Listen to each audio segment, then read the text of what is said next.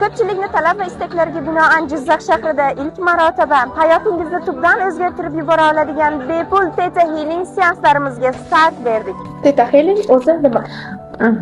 Theta Healing bu bundan 28 yil avval Amerika davlatida oqqon kasalligiga chalingan Yana Stable Theta Healing texnikalariga asos solib va o'sha Theta Healing texnikalari bilan kasalligi shifo topgani uchun Theta Healingni yo'llantiruvchi duo deb nomlagan.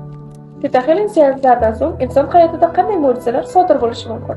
Yaxshi savol berdingiz. Theta Healing seanslarimizda birinchi navbatda insonda ruhiy uyg'onish jarayoni kuzatiladi. Anglash darajalari yuksaladi.